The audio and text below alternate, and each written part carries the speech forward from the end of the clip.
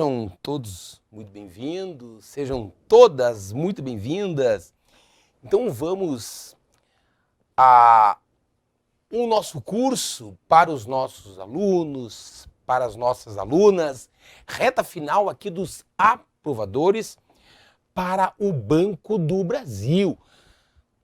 E nós temos que, nesse curso de reta final, fazer aqui a revisão de duas leis. A primeira delas é, então, uma lei importante para a sua prova, que é a Lei 9.613 de 98, que é a lei que rege o crime chamado lavagem de dinheiro ou lavagem de capitais. Antes de a gente revisar pontos importantes dessa lei, o aluno deve se perguntar: professor, como é que isso geralmente cai em prova? Para o teu tipo de concurso, a questão, se vier sobre essa lei, deve seguir a seguinte orientação.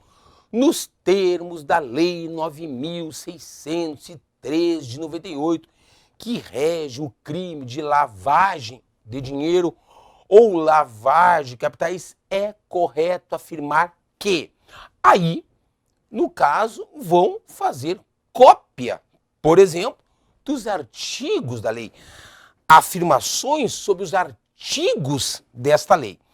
E antes também de a gente revisar artigos mais relevantes dessa lei, você tem que entender que essa lei traz regras de direito penal e de direito processual penal, além de outras regras. Professor, o que é direito penal? Quando eu trato de direito penal, eu trato sobre crimes e penas. Mas o que são crimes, professor? Crimes são condutas praticadas por pessoas. Furtar, matar, roubar, tá? Vender droga. E para toda conduta que é considerada crime pela lei, seja pelo Código Penal, seja por uma lei fora do Código Penal, existe em tese, lá no chamado tipo penal, lá no artigo que prevê esta conduta criminosa, uma pena de prisão mínima e máxima que o juiz pode aplicar para o réu na sentença final, ok? E o que eu trato, professor, no processo penal? Quando eu estudo direito processual penal, eu estudo as fases do sistema de persecução penal. Ou seja, desde o momento em que o indivíduo comete um crime até o momento em que ele vai executar, cumprir a pena, tudo isso chama-se, tudo isto denomina-se sistema de persecução penal. As fases de como funciona esse sistema, tá? Então, dito isso, nós temos que, nesse curso de reta final, ir direto àquilo que interessa, tá? E, neste caso, eu vou trabalhar aqui, ó, naturalmente, só que lembrando, ó, Lei 9.613 de 98, tá? Devidamente atualizada, isso é importante, porque essa lei sofreu alterações legislativas por outras leis, desde o seu advento, em 98, e nós estamos aqui com ela, obviamente, atualizada, e nós temos que relembrar ao aluno, relembrar à aluna, alguns artigos importantes para a sua prova. O artigo 1º, sem sombra de dúvida, ele é muito importante porque ele tipifica, ele prevê ali a conduta que é chamada crime de lavagem de dinheiro. Ou seja, crime de lavagem ou ocultação de bens, direitos e valores consiste na conduta do autor ocultar dolosamente ou dissimular dolosamente, todo crime em regra é doloso, tem que ter dolo, artigo 18, parágrafo 1 do Código Penal diz isso, a natureza, origem, localização, a disposição, a movimentação ou a propriedade de bens, de direitos ou de valores provenientes direta ou indiretamente de sublime infração penal.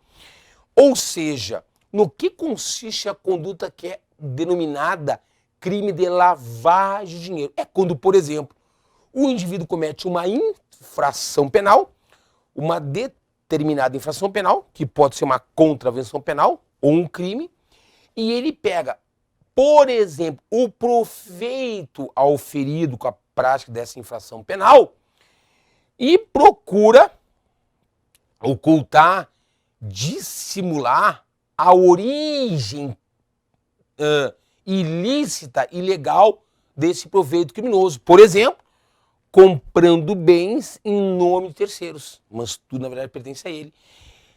Isto demonstrado no inquérito policial, isso demonstrado no processo criminal, significa dizer que esta pessoa cometeu 2 crimes.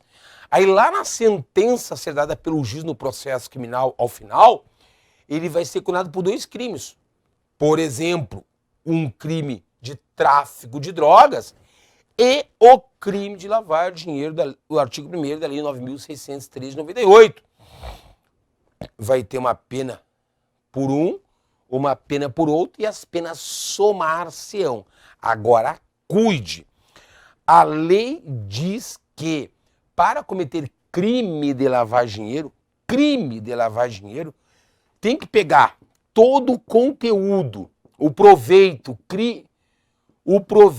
advindo de qualquer infração penal anterior e, se for o caso, dissimular, por exemplo, comprando bens em nome de terceiros, para dar uma origem legal a estes bens, a este proveito, tá? Ilegal. E quando a lei fala em infração penal, refere-se à contravenção e crimes. Então, porque nós temos 2 espécies de infrações penais no direito penal brasileiro: as contravenções penais e os crimes. Então, para o autor cometer o crime de lavar dinheiro, tem que haver antes o cometimento de uma infração penal anterior. Repito, quando falamos infração penal anterior, estamos nos referindo aos crimes e às contravenções penais, tá? E aqui também quero relembrá-los da pena, ou seja, qual é a pena para o crime de lavagem de dinheiro? Cuidem, saibam, o réu condenado por este crime, além da pena pela infração penal anterior, ele vai ter uma pena de reclusão, uma prisão de 3 a 10 anos, e o juiz vai calcular no caso concreto, mais e uma multa que o juiz criminal fixa na sentença e o réu será obrigado a pagar, senão o Estado vai, por exemplo, lhe cobrar, ok?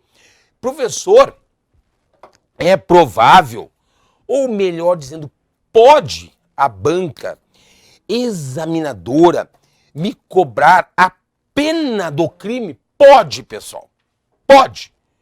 Ah, então tem que saber esse patamar mínimo e este patamar máximo, professor. Sim, temos que saber este patamar mínimo e este patamar máximo. Muito bem. Prosseguindo, o artigo está aqui e eu tenho que lembrar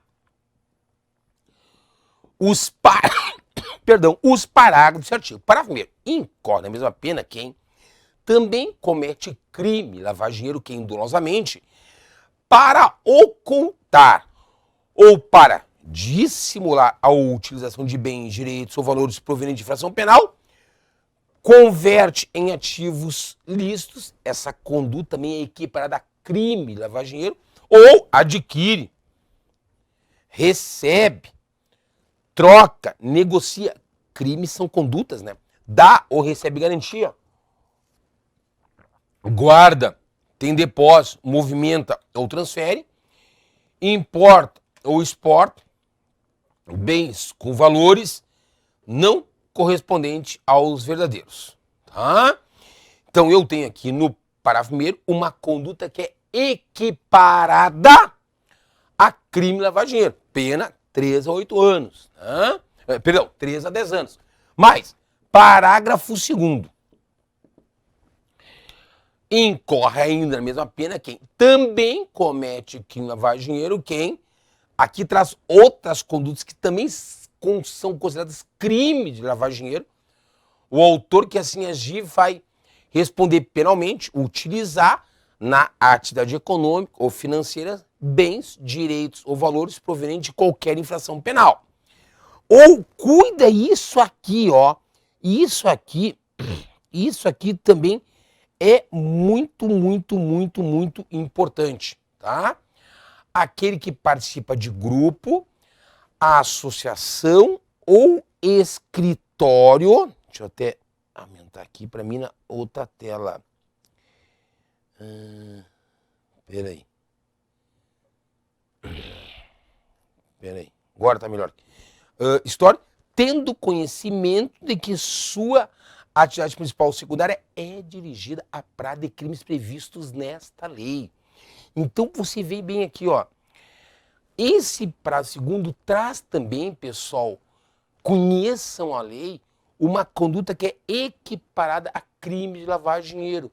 Ou seja, a simples conduta, por exemplo, de uma pessoa que participa, que trabalha no escritório X lá, tá, de profissionais liberais, que sabe que aquele ali é fachada só para, entre aspas, lavar dinheiro, ela tem isso, contribui para isso, ela vai responder pelo artigo 1º, parágrafo 2º, inciso 2 da Lei 9.603/98, uma pena de 3 a 10 anos de multa. Porque isso é também crime de lavagem de dinheiro. Tu nunca esqueças, para haver crime, tem que ter o dolo, em regra, né? O dolo faz parte do tipo penal, tá? Então, eu tenho aqui no artigo 1º o crime de lavagem de dinheiro, no parágrafo 2º, outras condutas que são também equiparadas a crime de lavagem de dinheiro. Parágrafo 3º. Fala que a tentativa é punível nos termos do parágrafo 1 do artigo 14 do Código Penal. Porque no direito penal, nós temos os crimes consumados e os crimes apenas tentados. Nós podemos afirmar que existe a possibilidade do autor responder por tentativa de lavagem de dinheiro. Tá? Ele iniciou a execução do crime e não consumou por motivo alheio à sua vontade. Agora cuidem, com bastante probabilidade de serem perguntados, cuidem os parágrafos 4º e 5º desse artigo 1º. Fala lá no parágrafo 4º. A pena será aumentada pelo juiz na sentença ao condenar o réu por esse crime, de 1 a 2/3. 1 a 2/3 tem que saber esse patamar. Se os crimes definidos nessa lei, essas condutas que constituem crime de lavagem de dinheiro, forem cometidos de forma reiterada, ou por intermédio de uma organização criminosa. Mas, professor, o que é organização criminosa? Aonde está definido isso? Lei 12.850 de 2013, tá?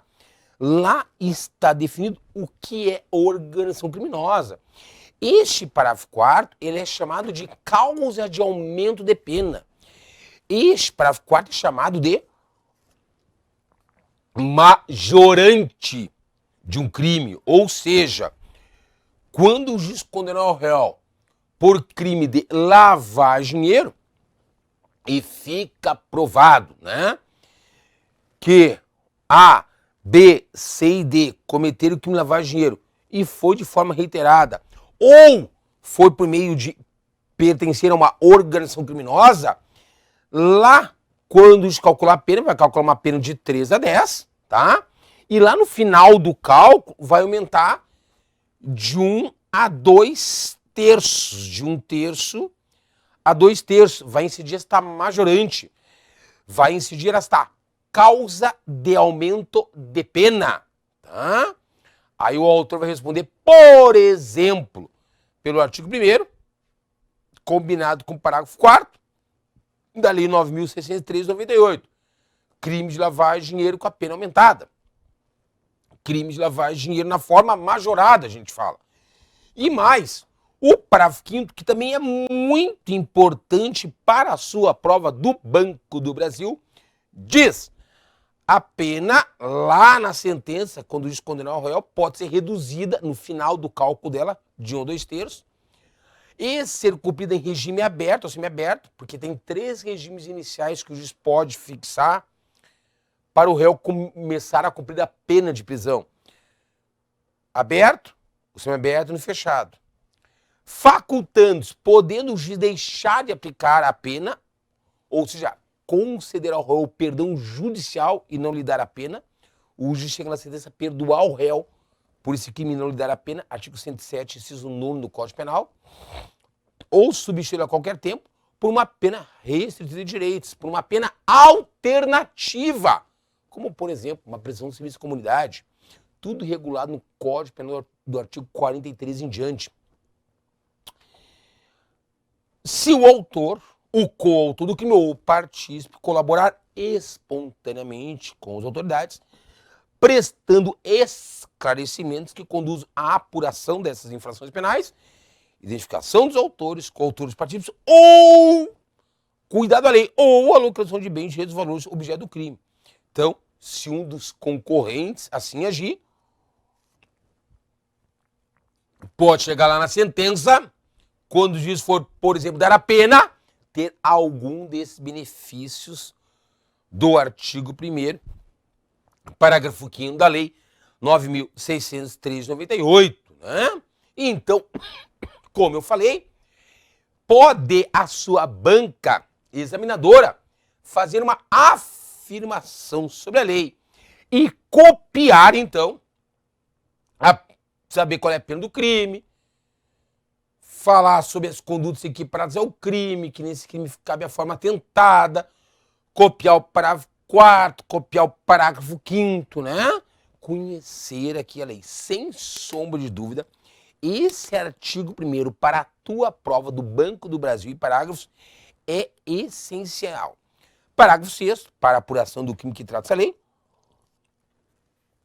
admite-se a utilização da ação controlada, que é um meio de investigação que a Polícia Civil usa, que a Polícia Federal usa neste tipo de investigação, e a infiltração de agentes policiais. Infiltração de agentes policiais, tá bom? Parágrafo 6º aqui, ok? Muito bem.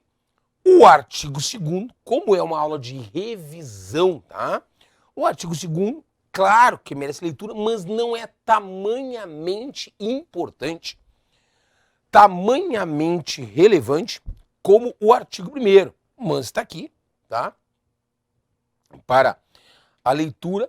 E agora eu quero dar destaque em outro artigo, no artigo 4º, tá? No artigo 4º aqui da lei, sem sombra de dúvida, para efeito de prova, é outro artigo que merece o aluno revisar conosco, tá? Merece o aluno revisar conosco. Tá aqui, ó, artigo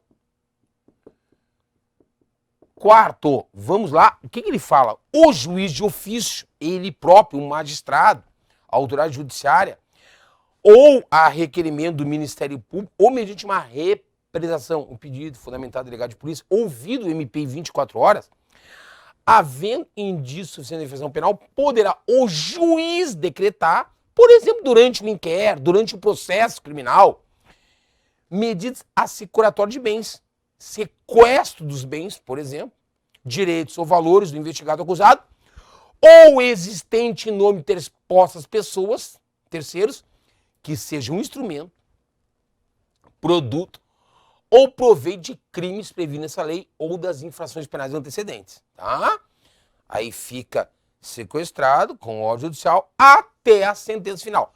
Chegando lá na sentença final, se o juiz condenar o réu por crime de lavagem de dinheiro e ficar comprovado que estes bens que estão, por exemplo, sequestrados, tá? Imóveis, móveis, valores, né, aplicações, são provenientes da prática criminosa, ocorre o perdimento em prol, por exemplo, do Estado, da União, tá? Ocorre o perdimento, né? Agora, parágrafos importantes desse artigo 4º. O parágrafo 1º é importante. A lei diz proceder-se-á, mediante autorização judicial, a alienação antecipada destes bens, vender desde já, antes da sentença, para a preservação do valor dos bens, sempre que estiverem sujeitos a qualquer grau de deterioração ou depreciação, ou quando houver dificuldade para a sua manutenção. Já o parágrafo segundo, conheça esse artigo, que ele é importante, diz: o juiz determinará a liberação total ou parcial desses bens, direitos e valores quando comprovado durante o inquérito, durante o processo, a licitude da origem, mantendo-se a constrição, por exemplo, sequestro desses bens, direitos e valores necessários suficientes à reparação dos danos e ao pagamento de prestações pecuniárias, multas e custos decorrentes da infração penal. Tá? Depois, então, o artigo 4º, destaque nele. Por quê, professor? Ele fala, pessoal, com mais detalhezinhos sobre esta alienação antecipada. Ele fala aqui com mais detalhezinhos, tá? Sobre essa alienação antecipada. A alienação antecipada para a preservação de valor de bens sob constrição será degradada pelo juiz de ofício a requerimento do Ministério Público ou por solicitação da parte interessada, mediante petição autônoma que será autuada em apartado, em separado e cujos autos terão tramitação em separado em relação ao processo principal, né? Então, o juiz pode sim ordenar, pessoal, por exemplo, durante o processo, a alienação antecipada, vender desde já esses bens, sem esperar a sentença. Aí vem o requerimento, a alienação deverá conter a relação de todos os demais bens com a descrição e especificação de cada um deles e informações sobre quem os detém e o local onde se encontram.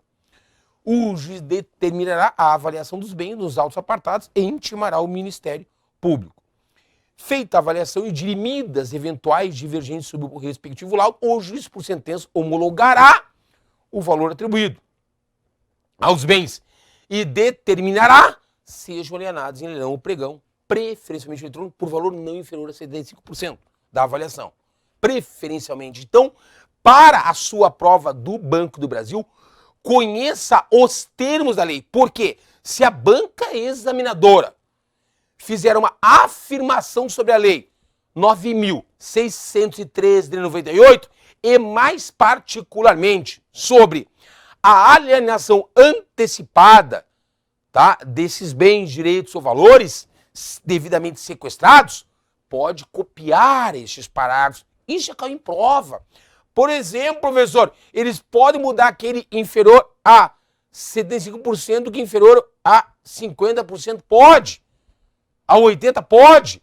Para ver se o candidato, para ver se a candidata conhece a lei.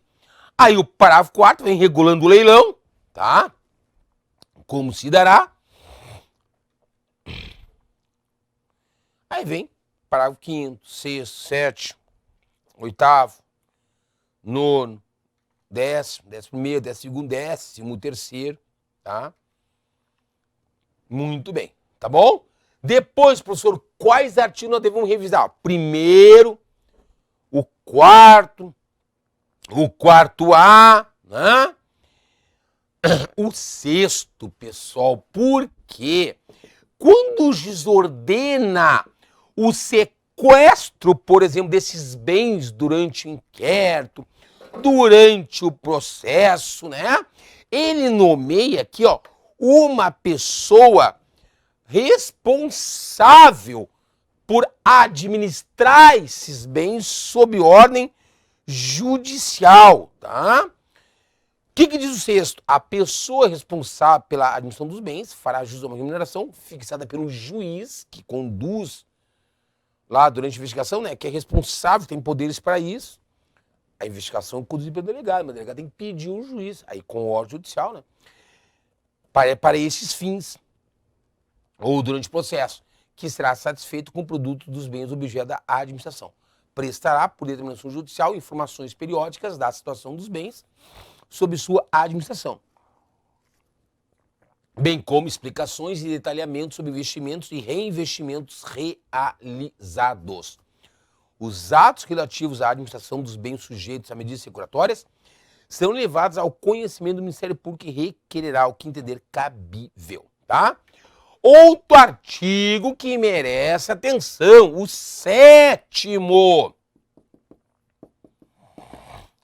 Aqui diz o seguinte: são efeito da condenação à lei dos previstos no Código Penal. O que isso quer dizer? Quando o juiz condena o réu na sentença por crime de lavagem de dinheiro e tem a pena, claro que esta pena gera outros efeitos.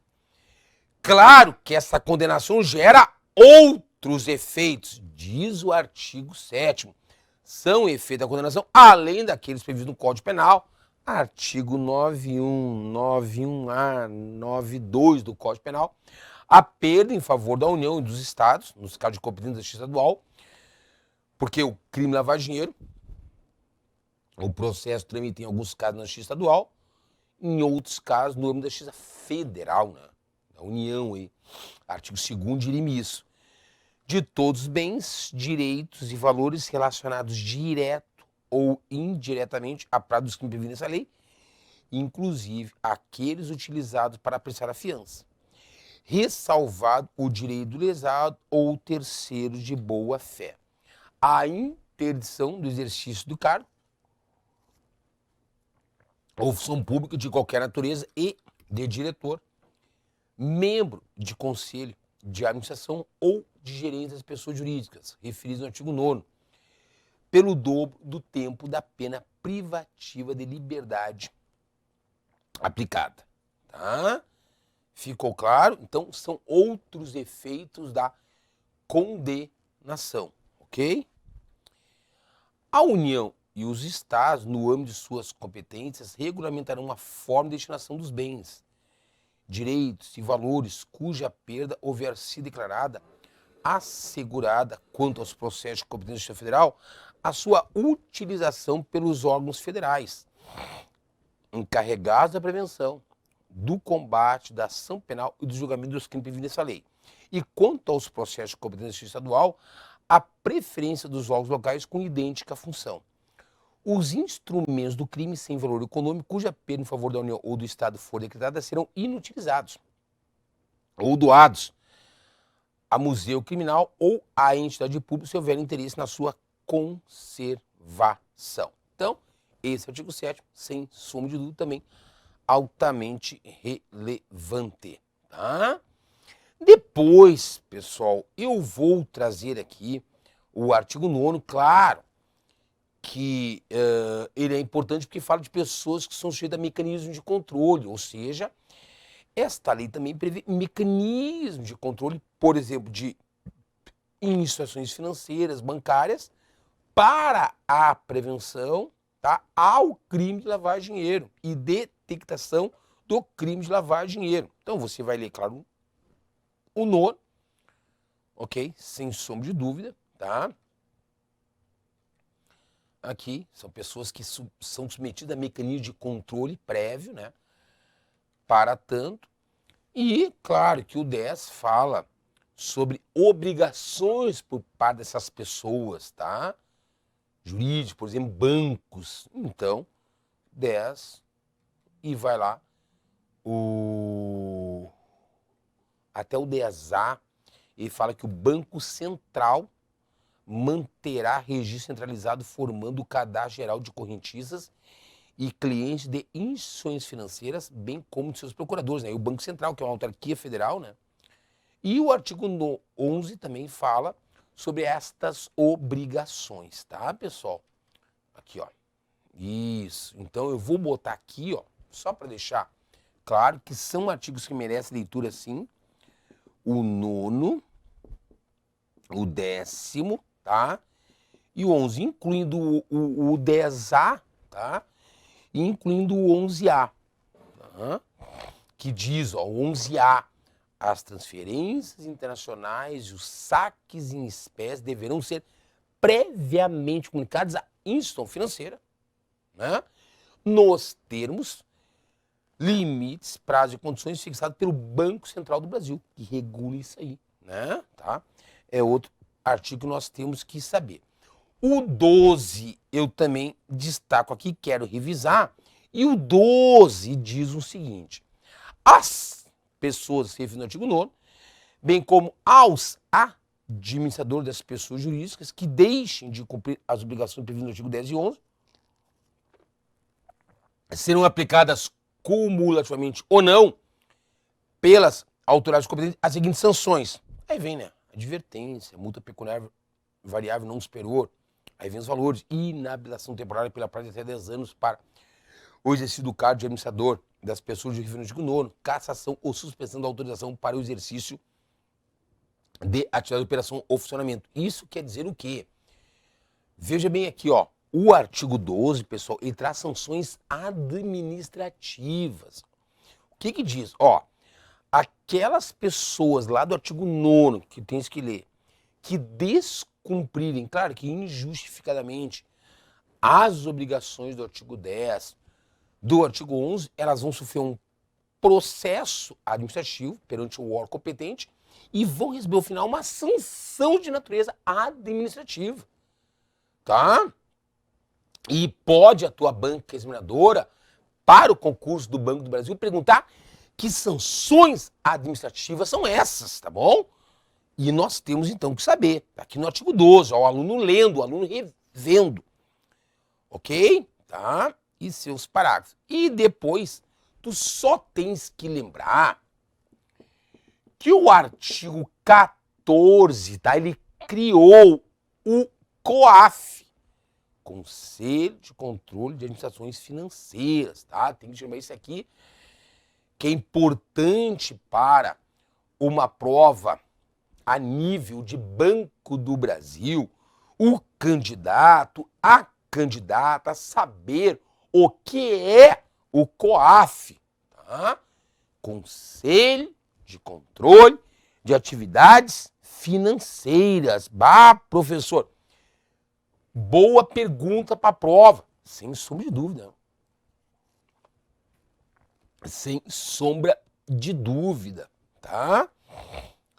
E o 14, parágrafo 2º, diz: o COAF deverá ainda coordenar e propor mecanismos de cooperação e troca de informações que viabilizem ações rápidas e eficientes no combate à ocultação ou à dissimulação de bens, direitos e valores. Tá bom? Tá, o COAF, o artigo 15 vem e fala, né? O COAF comunicará às autoridades competentes para a instauração dos procedimentos cabíveis quando conclui lá, pelo seu serviço interno, a essência de crimes previstos nessa lei, defundados, indício à prática ou de qualquer outro ilícito, né? O famoso COAF, tá? E dou destaque aqui, por final, pessoal, ao artigo 17b. Ao artigo 17b, tá? A autoridade policial, lê-se, o delegado de polícia civil, durante um inquérito policial que apura, por exemplo, crime de lavagem de dinheiro, ou o delegado de polícia federal, durante o inquérito da Polícia Federal, porque a atribuição da Polícia Federal é uma, a atribuição da Polícia Civil é outra, né? Ambas podem investigar o crime de lavagem de dinheiro, mas as atribuições estão definidas na Constituição Federal, bem como o Ministério Público Estadual Federal terão acesso exclusivamente aos dados cadastrais do investigado que informam uma qualificação pessoal, nome completo, filiação e endereço, sublinhe isso, independentemente de ordem judicial, mantidos pela Justiça Eleitoral, pelas empresas telefônicas, pelas instituições financeiras, pelos provedores de internet e pelas administradoras de cartões de crédito, tá? De cartão de crédito. Então, por exemplo, para você entender o artigo 17b, meu aluno e minha aluna, preste atenção. Temos um delegado de polícia no inquérito policial número tal, investigando alguns crimes, dentre eles lavagem de dinheiro.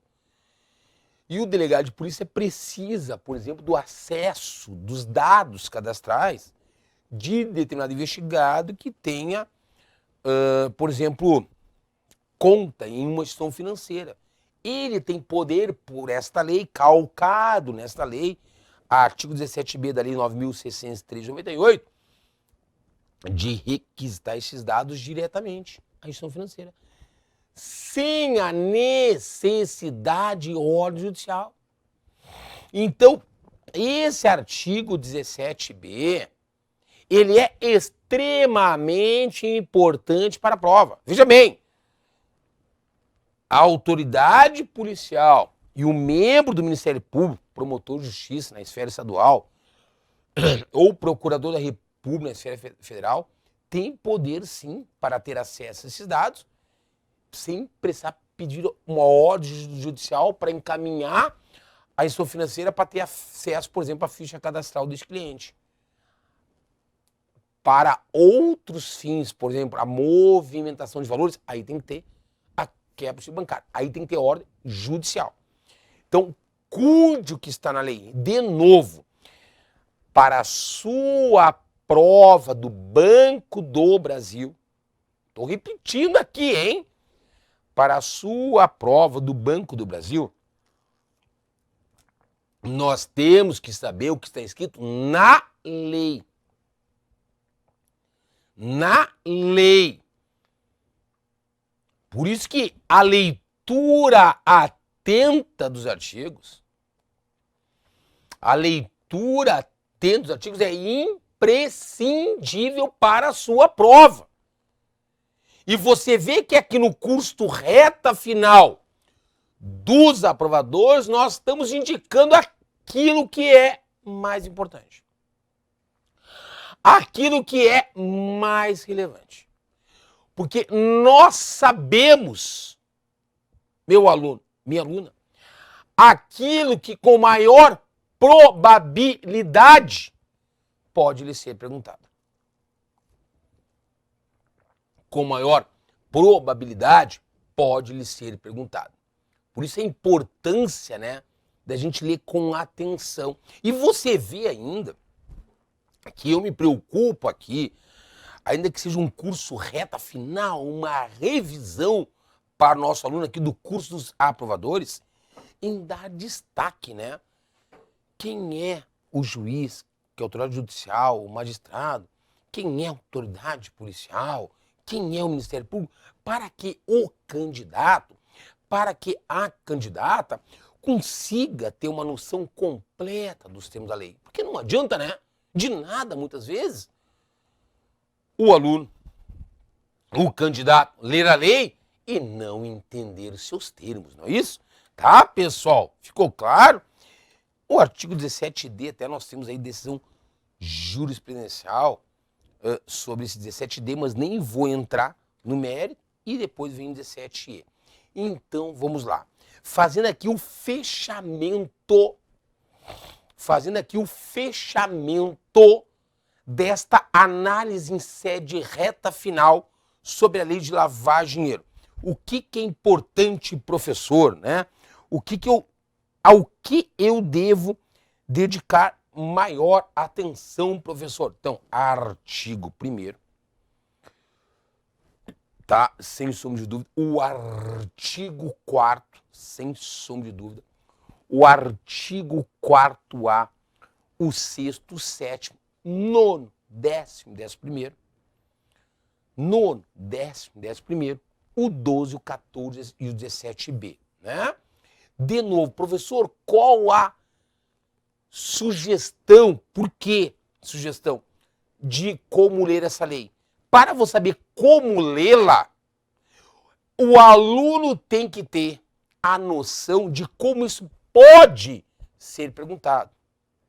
E nós esperamos que, em vindo uma questão sobre o assunto, que fale nos termos sobre a Lei 9.603 de 98, que rege, que disciplina os crimes de lavagem de dinheiro ou de capitais, ocultação de bens e valores, é correto afirmar que eles vão copiar algo aqui. Ou pode ser específico sobre o Instituto da Alienação Antecipada de Bens, Valores, Direitos, previsto na Lei 9.603 de 98, é correto afirmar que. Aí tem os parágrafos. Lembra que eu falei do índice 75%? Aí a banca atesta o quê, meu amigo, minha amiga? Se você que está aí pretendendo ingressar no Banco do Brasil, se você leu a lei. Se você leu a lei. É simples assim, professor? É simples assim. Tá? É simples assim. Então, sem sombra de dúvida, tá? Nós indicamos a leitura destes dispositivos. Claro, pessoal! Claro, pessoal, que nós estamos aqui dando indicação de artigos. O aluno, a aluna, sempre tem que ter conhecimento na íntegra da legislação. Mas como é o curso de reta final, a metodologia aqui usada é esta, né? Não vamos destacar ao nosso candidato, a nossa candidata, aquilo que a gente considera mais relevante para a prova. Aquilo que a gente diz, ó, vai por aqui que existe uma maior probabilidade de ser perguntado, até mesmo lastreado, até mesmo baseado em provas anteriores, até de outros concursos onde, né, comparado com o teu tipo de certame, é perguntado, é indagado sobre a lei que rege o crime de lavagem de dinheiro, repito, lei 9.603 de 98. Tá, pessoal? Materialzinho, então, aqui, ó, à disposição de vocês, tá? Deixa eu só voltar aqui.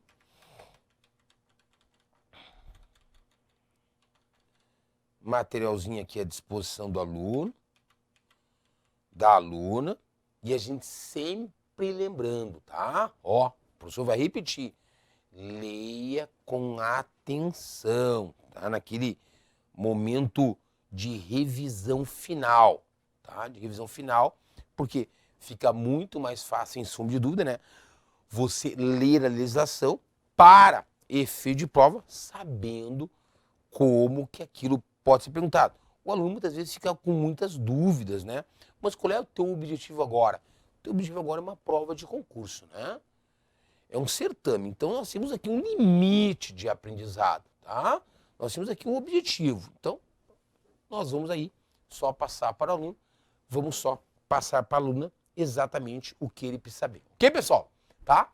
Terminada aqui, então, encerrada aqui, esta análise sobre a lei 9.613 de 98, que nós acreditamos sim que poderá vir um questionamento, mas nada, né? Nada que a gente considere como difícil. É típica questão, né? Ou sabe ou não sabe. Nós aqui dos aprovadores, né? Sempre trazendo para você aqui aquelas informações que a gente reputa como necessárias para a sua prova. Tranquilo? Tá? Estamos sempre aqui à disposição para qualquer dúvida que vocês tenham em relação aos assuntos. Muito bem. Pessoal, nós também temos que revisar aqui. Tá? Nós só fazemos aqui agora uma mudança, né? Temos aqui uma outra leizinha também a revisar, tá? Temos aqui também uma outra leizinha a revisar para a nossa prova, tá? Para a nossa prova, que é a lei 12.846, tá? 12.846 de 2013, tá? E vou, obviamente, aqui destacar pontos importantes, tá? Pontos importantes desta lei para a sua prova, que consta no seu edital. Além, lembrando, claro, das normativas que também estão no teu edital, referente à lei de lavagem de dinheiro, a lei 12.846 de 2013. Então, deixa eu só apagar aqui, tá? Professor, em sede reta final, então, relembrando a aluna, sobre o que trata especificadamente a lei, ó meus queridos, minhas queridas, 12.846 de 2013, tá? O artigo 1º diz, para você saber, esta lei, ela dispõe sobre a responsabilização de modo objetivo, de modo no âmbito administrativo e civil de pessoas jurídicas, por exemplo, empresas, pela prática de atos contra a dimensão pública nacional ou estrangeira. Aplica-se o dispor nessa lei às sociedades empresárias e às sociedades simples, personificadas ou não, independentemente da forma de organização ou modelo societário adotado, bem como a quaisquer fundações, associações de entidades ou pessoas, ou sociedades estrangeiras que tenham sede, filial ou representação no território brasileiro, constituídas de fato ou direito, ainda que temporariamente. Tá?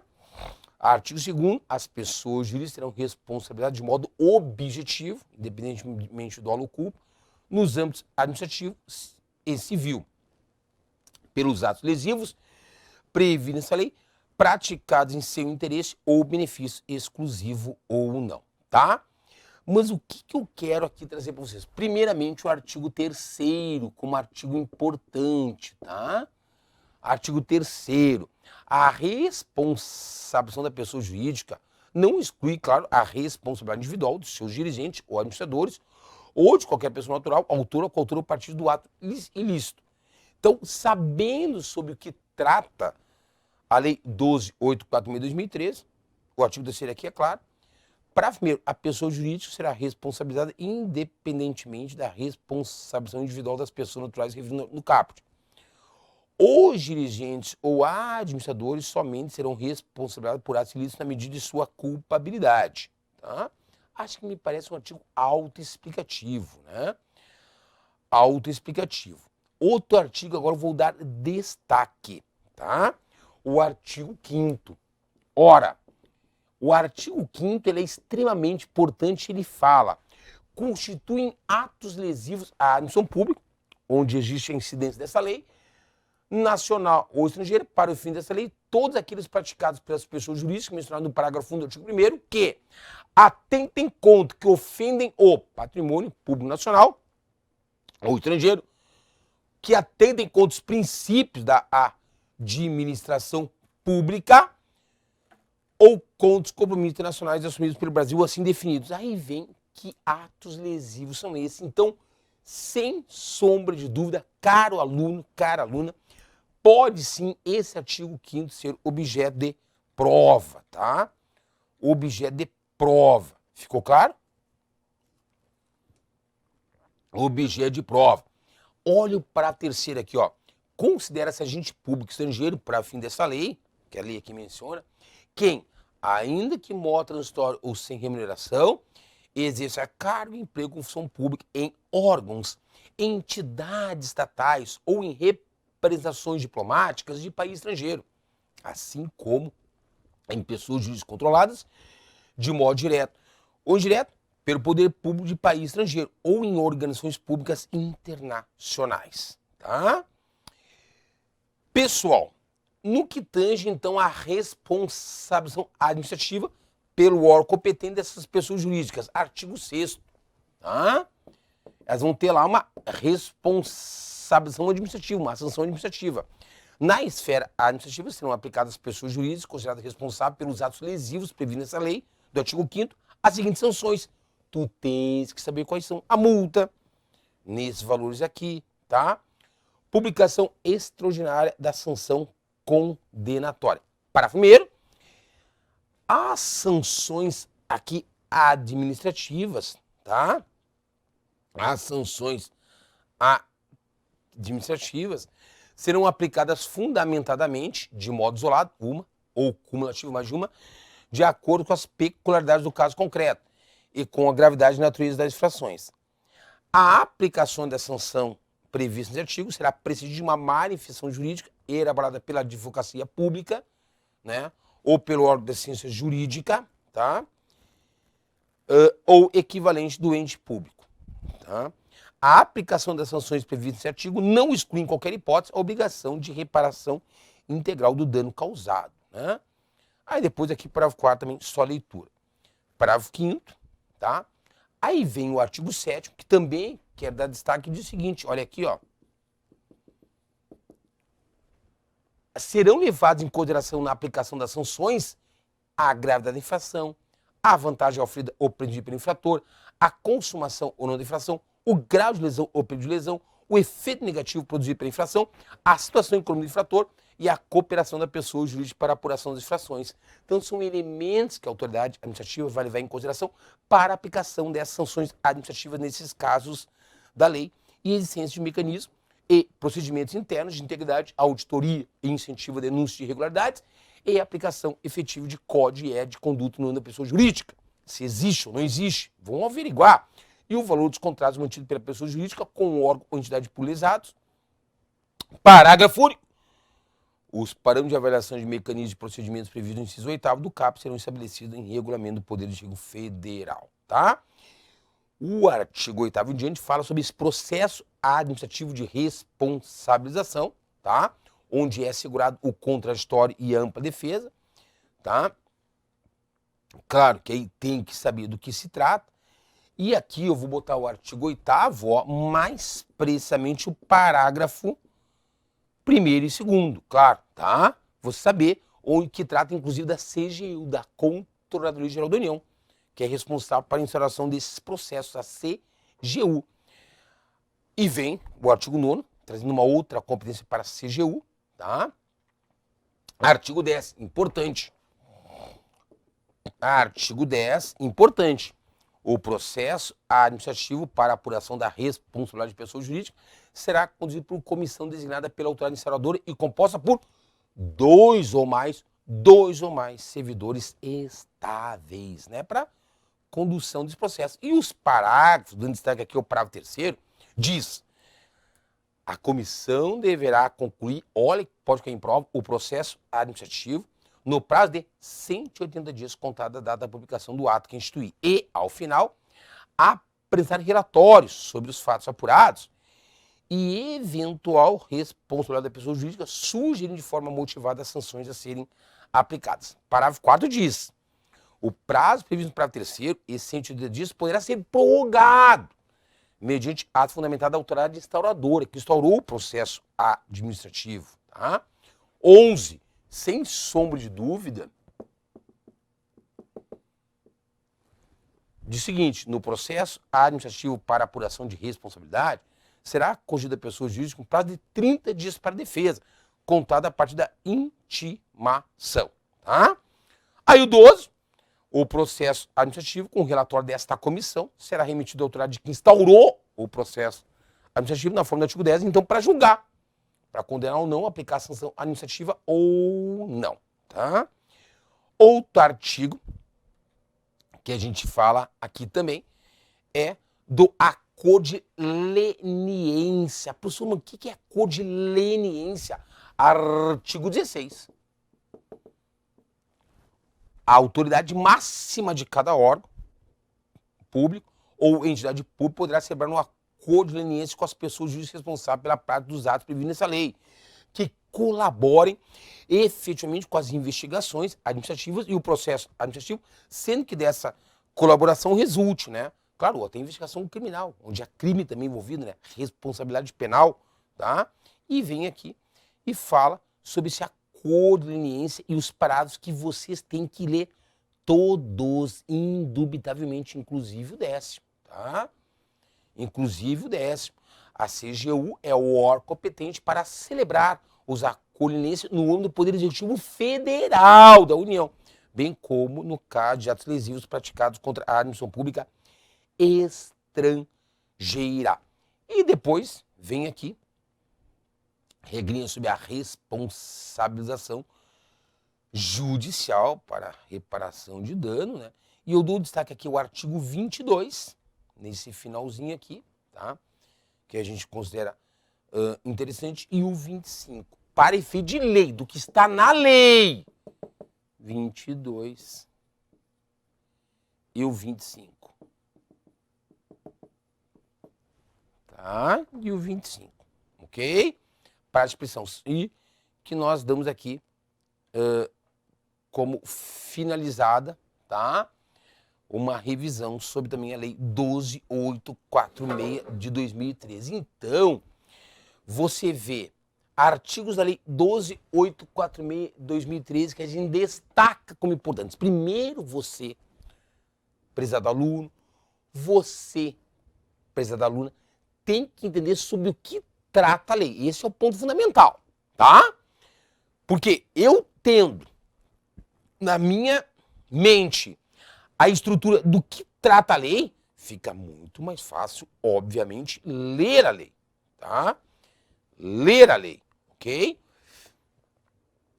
E sabendo o que trata a lei, a estrutura topográfica da lei, então, damos destaque aqui ao artigo 3º, ao artigo 5º, ao artigo 6º, artigo 7º, o 8º e parágrafos, o 10º, muito importante, o 11, o 16, o 22 e o 25, para a gente ir direto àquilo que realmente interessa para efeito de prova. Então, o que nós fizemos aqui na nossa revisão final? Nós trabalhamos com duas leis que são atinentes ao conteúdo, pelo qual eu sou responsável aqui nos aprovadores, e a gente preferiu então só mostrar para o aluno, revisar com o aluno a legislação concernente, mas indicando, fazendo com que ele revise, fazendo com que ele observe, chamando atenção para esses artigos aqui que podem sim ser objeto da tua prova. Meu aluno, minha aluna, é uma grande oportunidade de você entrar no Banco do Brasil. E nós não podemos de forma alguma, desprezar conteúdo, tá? Desprezar assunto. Por isso que eu trouxe esses assuntinhos aqui, né? Esses assuntos que a gente